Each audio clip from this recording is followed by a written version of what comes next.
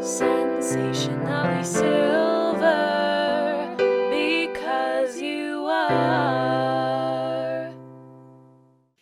Welcome, everyone, to Sensationally Silver, A State of Mind, conversations with extraordinary, ordinary persons of age, people who are going to bring you information, inspiration, and validation. Join us.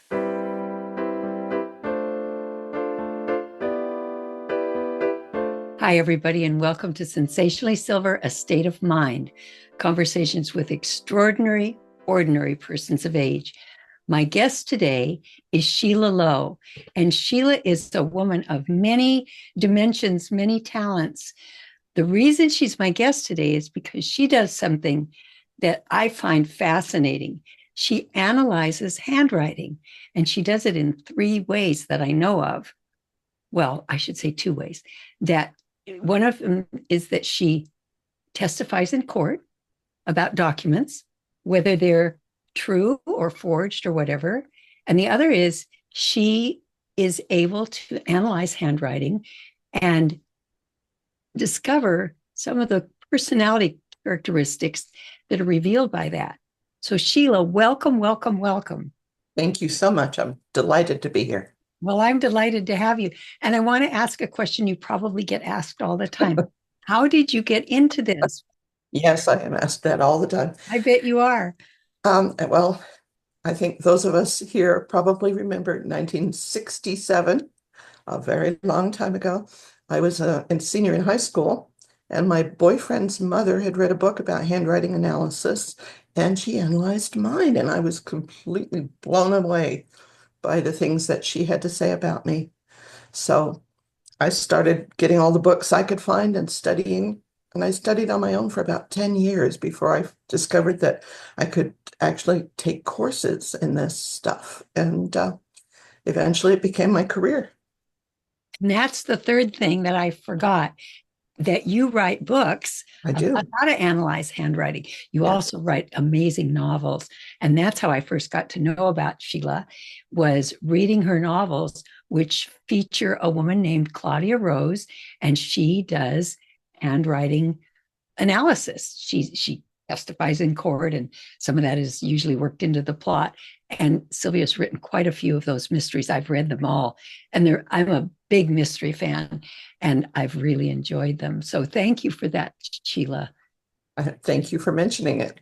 Yeah, Actually, I always wanted to be a mystery writer, but I got sidetracked by handwriting. that's interesting. So then you were able to join the two.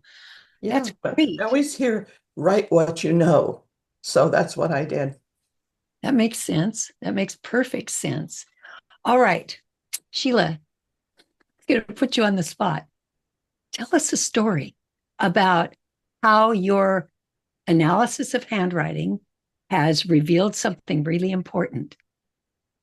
Well, I can give you my own personal tragedy, which is the most important answer to your question. Yesterday was the 25th anniversary of my daughter's murder by her boyfriend. And he was a federal agent, and they knew each other less than a year. When they got together, of course, what do you do when your mom is a handwriting analyst? Bring the boyfriend, girlfriend, whatever, handwriting. And he wanted to know what his handwriting said about him. And when I saw it, I was immediately disturbed because it revealed what an authoritarian personality he had, and he needed to be in control. And my daughter was not somebody who was going to be controlled.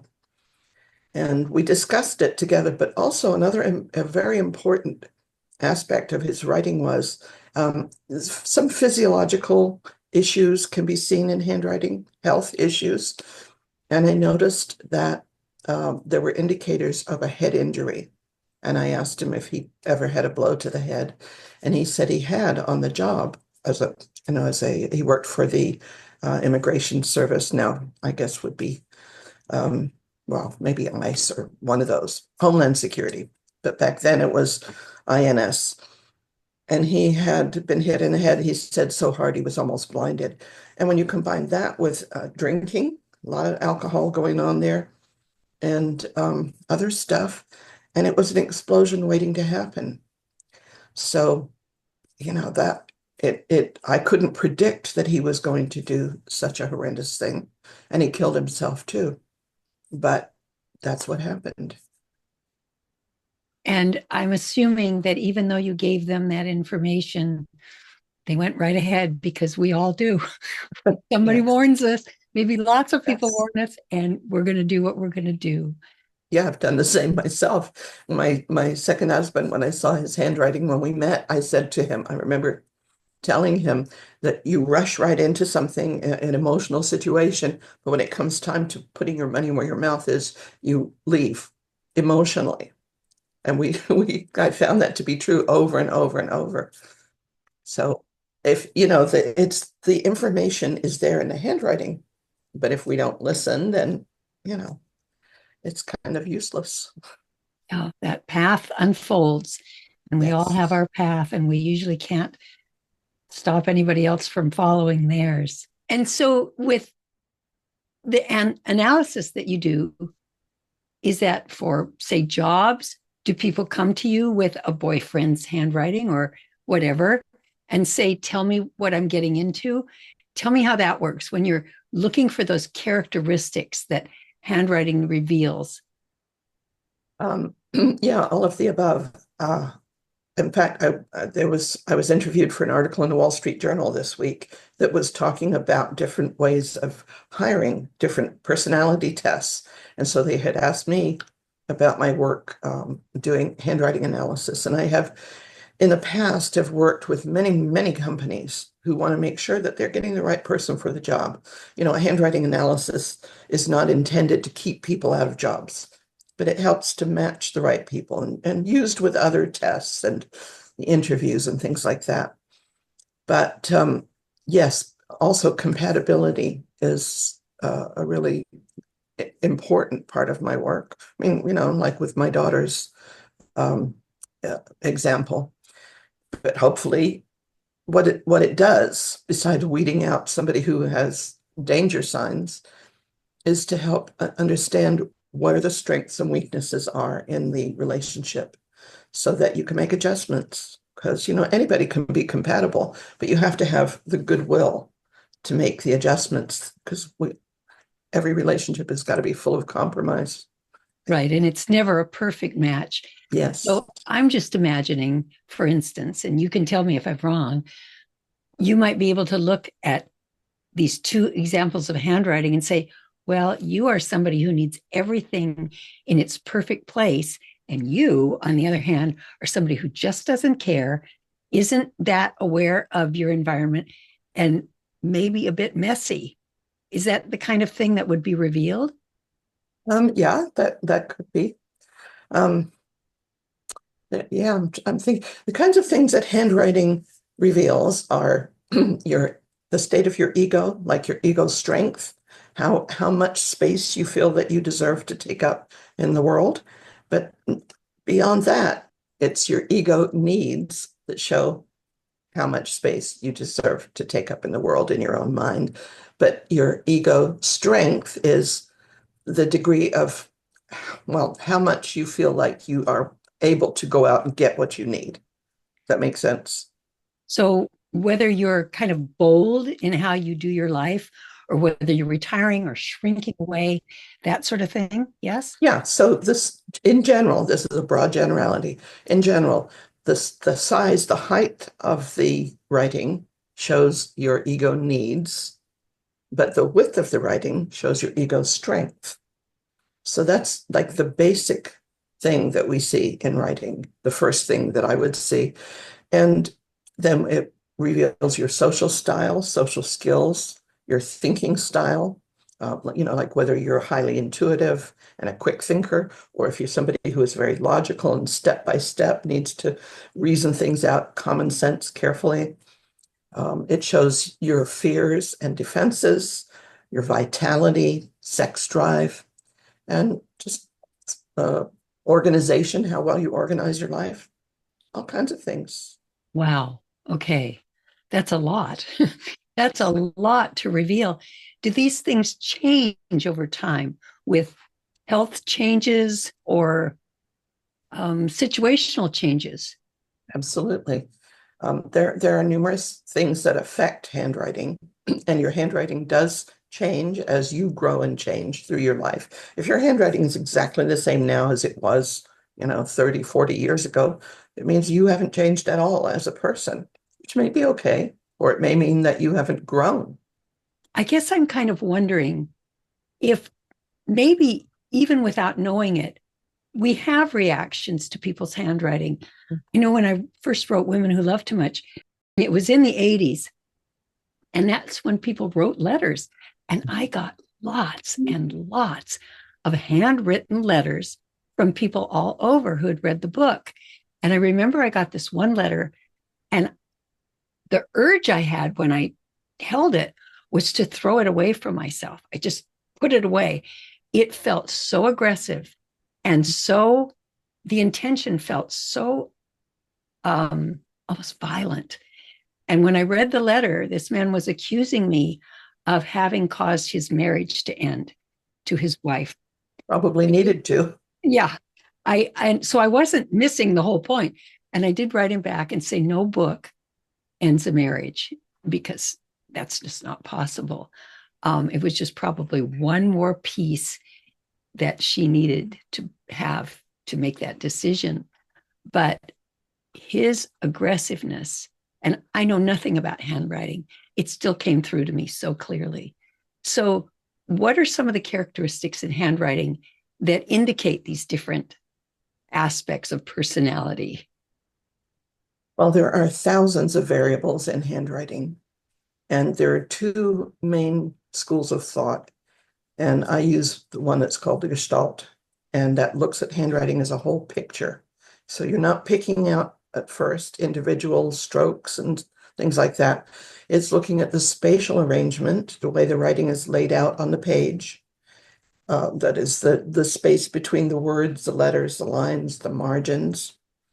And then I'm looking at the form of the writing, which is the actual style, which could be printing, a lot of printing these days, or elaborate or simplified, things like that. And the other part, which is really complex, is the movement in the writing. And that has to do with things like rhythm and speed and pressure and how long the loops are and all kinds of things like that. So this method is like looking at handwriting through a telescope, where you're seeing, like you look at the moon, you'll see the whole thing. The other method, and by the way, I should say that method appeals more to whole picture, big picture thinkers, more right-brained conceptual thinkers. The other one is called the trait stroke method, which appeals to left-brained, step-by-step thinkers, very logical people. And that's like looking at handwriting through a microscope, where you have a very small field of vision, and you see just little bits of the writing. So they assign a personality trait name to each stroke of writing. So if you have a very rounded S, say, they called it a yieldingness stroke because it's rounded. Or you have a very long beginning stroke on a word, and they call that resentment strokes. So those are just two different ways. In that method, they take each little piece of handwriting and build it up like a laundry list of traits and build it into a picture. Whereas the other method, it's more like you see the whole personality and then you zoom in on the small parts. Kind of like I did with that letter. Yes. The impact of it was certainly the general picture. It wasn't me analyzing each little word and letter as it was made. I believe there are some kind of basics that tell a few things, like margins, the margins we leave, maybe on only one side or both sides, or no margin at all, how we use the page, how the handwriting slants. Mm-hmm. Yeah. Can you tell us a little bit about I know that's not the whole picture, but those are things all of us can look at. What do some of those indicate? Like the margins, for instance. Yeah. The margins have a lot to do with how you organize your life and time. And they have to do with time. And there's a lot of symbolism in handwriting. So things on the left represent the past, and on the right would be the future, and so the middle is the present. So if you have a very wide right margin, and when I say wide, I mean wider than the standard, which is 1 inch. So if it's very wide, you may be running away from the past. You don't want to look at what happened back then. And if you have a very narrow right margin, you're running towards the future. So, those are just very broad generalities. There's many gradations in between. What about the tilt of the writing, the line tilt? Oh, the baseline. That's the invisible or visible line that you write on. So you're starting on the left and your goal is on the right. Yes, you're moving in English. It would be the opposite in, right Arabic or Hebrew, going from the right to the left. But if you're going left to right, we see how you move towards your goals. And so if the line of writing is very wavy, we could infer possibly that you get sidetracked easily and that you don't go straight towards the goal. Or if the line is moving up slightly, it may show optimism. If it's moving upward at a real strong angle, then the opposite interpretation is true. It's a way of it's like pushing yourself, like feeling on like Sisyphus pushing a rock up a hill, and you're just pushing to try to be optimistic and say, if I just hang in one more day, everything is going to be okay. But the experience is one of a struggle. Yes, exactly. So, but that's at a more extreme angle. And then a down slanted baseline can be fatigue or illness or just a pessimistic outlook. So other things would tell which. Okay. So everybody who's listening or watching, Sheila writes books about this. So if you find this as fascinating as I do, you can explore it for yourself. It doesn't mean you're going to be the world's greatest expert when you're finished, but you'll have some clues and some cues, and maybe they'll fit with what you already know about somebody. You can say, oh, that works. That makes sense out of this thing. It validates my opinion or my intuition about this person.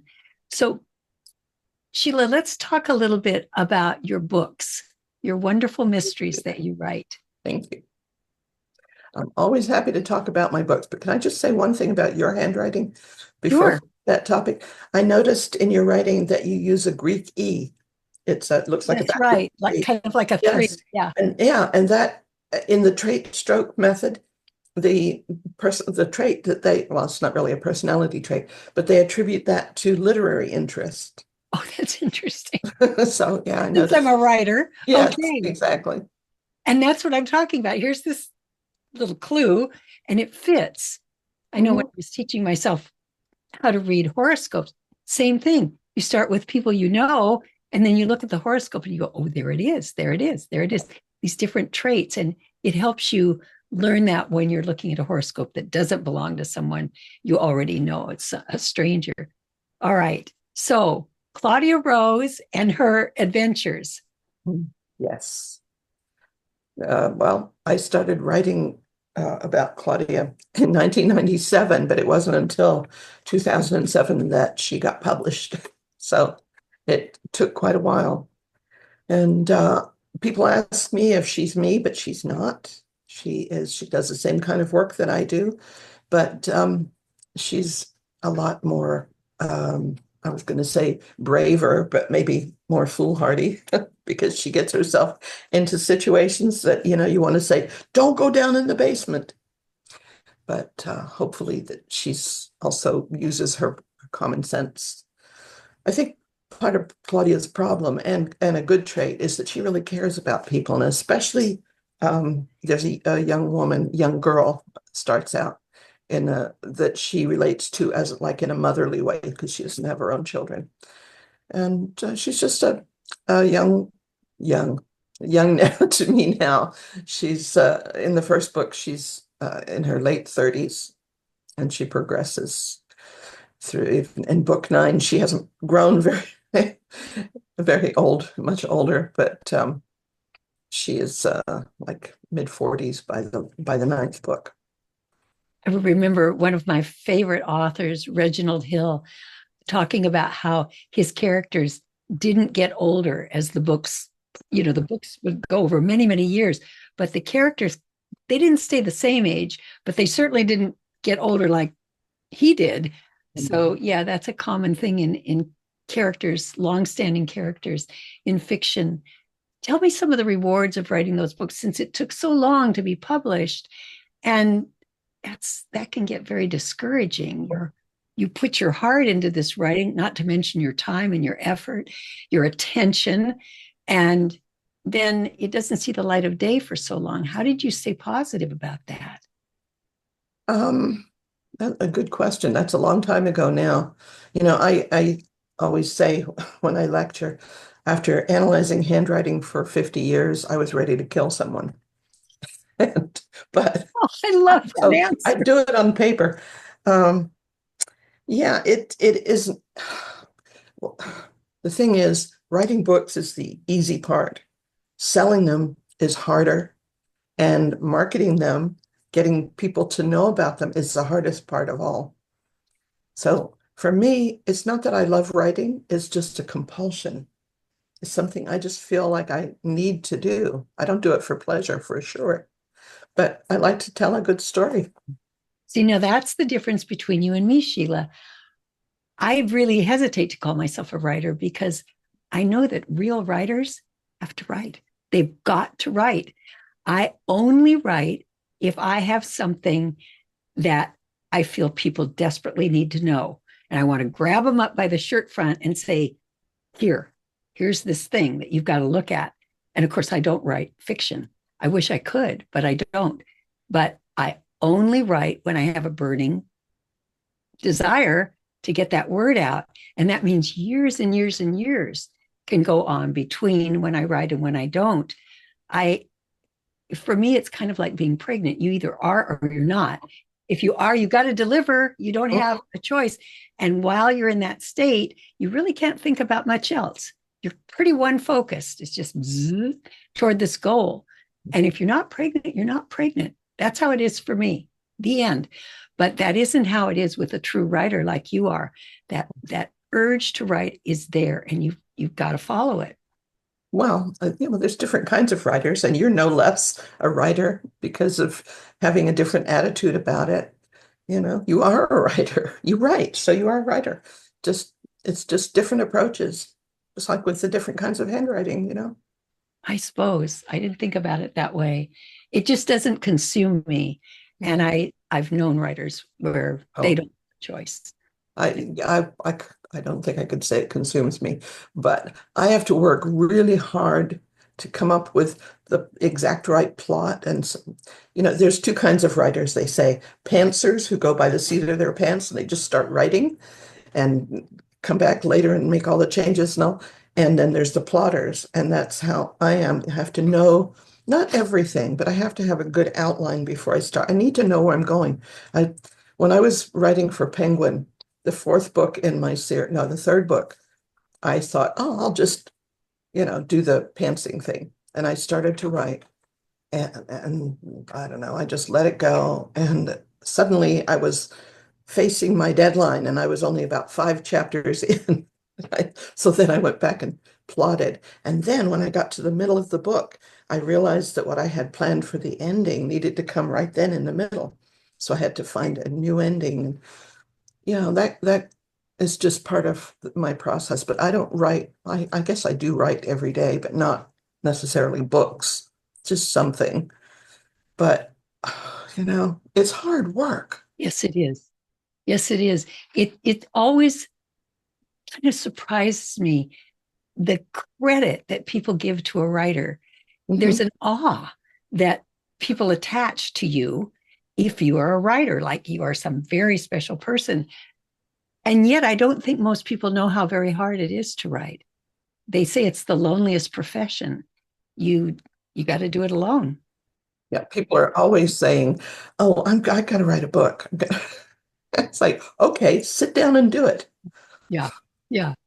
Because you don't need much equipment. I mean, I write by hand. So you just sit there with your pad and pen and get on with it.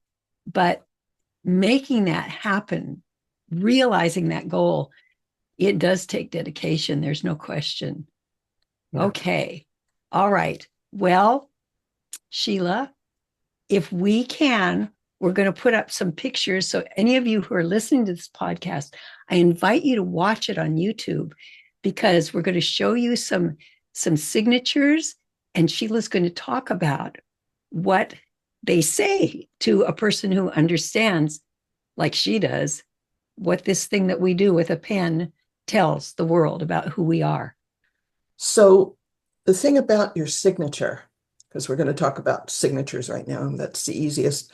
The signature is kind of like the cover on a book. It tells you something about what's inside, but it may not tell you everything. And I'm using this, actually, this is a different cover that I have for this particular book, but I love this cover. But looking at it, what do you see? What do you think is inside that book?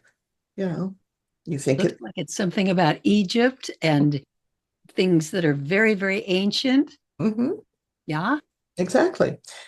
So it does have some, part of it takes place in Egypt, but that's not all of it. In this book, Claudia Rose goes to Egypt looking for her missing niece, but she also goes to Gibraltar and to the UK, and in the United States, she goes to Arizona, and all kinds of other things happen. So the cover, while it is accurate, it doesn't tell the whole story. So that's how a signature is. And let's talk a little bit about what signature is. This signature up here, can you read that? Looks like Neil, and I can't read the second word. Neil Armstrong. Oh, And doesn't that look like a rocket ship? I guess you could say that. It's taking off, isn't it? Yeah. So here's some generalities about signatures. Some people are very consistent in the way they sign over the years from their first signature all the way to their deathbed. They write their signature exactly the same.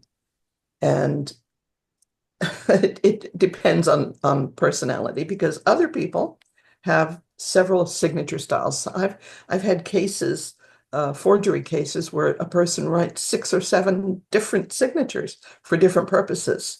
So that's something that's important. In a case of forgery, I have to look at all the different ways they sign to determine whether the questioned signature or material fits within the personal range of what they normally do. And a signature that you write clearly and distinctly is much harder to forge than one that you just scribble. So key characteristics. So the same basic characteristics are going to appear similar every time you sign, even though there's going to be some variation. Now, these days, people often ask me, what happened? Our children are not learning to write anymore in school. Well, the good news is that it is coming back. And by my count, 27 states now have the requirement to teach cursive writing in school, including California. Just our governor signed it into law this year that cursive writing is coming back, or it should be being taught now. Every year we celebrate National Handwriting Day on January 23rd, which was supposedly the birthday of John Hancock. Interesting. So when we say you're John Hancock referring to Yes. signature, that's what that's all about. Oh, look at all these signatures. These signatures are here because although most people are not going to do this, people who identify very strongly with what they do will create symbols in their signature. So I've used these. These are some good examples. The one here, if you see my little arrow, is a man named Demetrius Malonis, who is a cruise ship captain. And if you know that, you see this signature, and it looks kind of like a ship on the ocean. It looks like a sailboat to me. It does. Wow. Yeah. Yes. So there's this one in the middle, Valentin Gebhardt. He was a World War I fighter pilot. So you could see his little airplane here. Yep.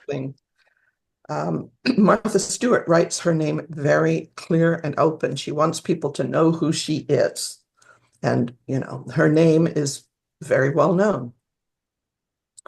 This one is the tennis star, Serena Williams. And it's like, you could see the symbol of her leaping up and hitting the tennis ball. Wow. Airborne. Yeah. Yes, definitely. This one, it looks like hieroglyphics, and that is Angelina Jolie, the actress. And it makes me think of her leaping around and being very athletic in Lara Croft, Tomb Raider. Okay. The one below it is a chef, and this is his chef's hat, the cloche. Oh, Oh. so cute. And down here, Brad Pitt he's created a logo signature. Kind of looks like a sword.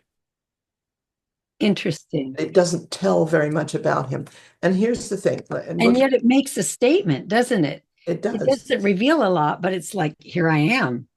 Exactly. And looking at Angelina Jolie, you could never tell whose signature that was. And the more open, like Martha Stewart, the more open and direct the signature is, the more what you see is what you get. There's not a lot of hiding of who you are. Martha Stewart's signature to me looks like something you'd see on a car, the name of the car. True. It's that clear. Yes. What about the one way up in the corner on the left-hand side of the screen with all those little, this one it looks like a fence. Yes, it does. And this would be extremely easy to forge. So you don't want to have a signature like that. But yes, it looks exactly like a fence for somebody to hide behind. Like a palace. So the more illegible a signature, the more the person either is very private or they have something to hide. We could only tell by looking at the rest of the writing and comparing it. Interesting. This is on the top is a doctor. He's a spine doctor. And look at here, you could see this little spine lying down. The one here in the middle is a tailor, and it kind of looks like he's sewing. And this is a very interesting one. What do you see there? Well, in that line underneath the signature, it looks like, to me, sort of like a fish or a shark or something that's going to bite something. Yes, either that or possibly a butcher knife. Oh, I didn't even see that, but that's even closer. Yes. Do you remember the name John Wayne Bobbitt?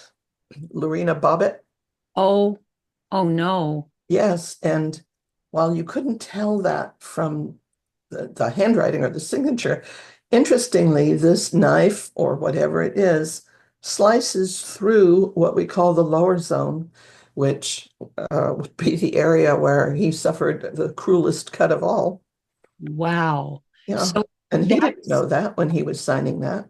So that was previous to that occurrence. No, it was after. But he didn't know that he was drawing that symbol in his signature when he signed this. Wow. This is George Segovia, the guitarist. And I think knowing that you could see a guitar in here. And everybody knows Walt Disney, this signature that the art department created for him that I've read that he hated, but it looks like a little train, doesn't it? It does, but I have seen, my mother worked for Disney Studios, and I've seen his signature, and I saw that when I looked at some of what you were sending us, and it didn't look like his signature at all. He had a beautiful signature. Yes. But it didn't look like that. That's no, but this is whatever, but it's not his signature. But that's the signature that he had to write, for his public stuff. I see. And that I guess it's probably true. He hated it and had a nice private signature. Mm-hmm. This is Johnny Depp. And I could see a pirate's hat in there, Wow. Jack Sparrow. And finally, this one is two signatures of a sleep doctor. And you can see his bed. You can. You Sleep, can see that bed. Yes. sleep medicine. Yeah. Is So that quite common that people's signatures have a bit of a, I want to say cartoon, that's probably not fair, but some sort of illustration of who they are and what they do? no, it's not common. But that's why these are so interesting because they're people who identify so strongly with what they do that they draw a symbol unconsciously into their handwriting. So, Sheila, this has been so interesting. It's kind of a subject that has no bottom. You can go on and on and on with it. What you can look for, what you can interpret, what gets revealed. And I imagine the more you know, the more you know, the more you see, the more you discover. So I'm thinking this is a pretty easy thing to be fascinated by, but a very difficult thing to really become expert at. And I appreciate you being my guest today. Thank you, Sheila, so very much. Okay. Thank you for asking me. Yes. And thank you all for joining us today on Sensationally Silver, A State of Mind. We'll see you next time. Sensationally Silver, A State of Mind is sponsored by Sensationally Silver, a complete hair care product line created especially for people with hair like ours, naturally gray and white hair. Sensationally Silver products can be found exclusively at sensationallysilver.com. Sensationally silver, because you are.